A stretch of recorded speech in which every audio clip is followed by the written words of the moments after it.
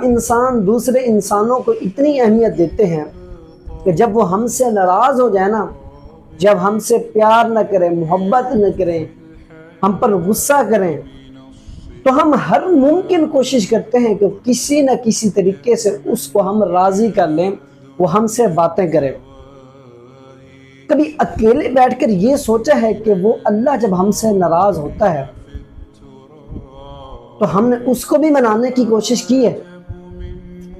कभी ये सोचा है कि जब अल्लाह हमसे नाराज़ हो जाता है, लोगों के लिए तो हमारा दिल डूबने लग जाता है कि बस इसके अलावा मेरा है ही कोई नहीं, मैंने इससे ही बातें करनी है, यही मेरा सब कुछ है। तो जब अल्लाह नाराज़ होता है, कभी अल्लाह ताला को भी मनाने की कोशिश की है?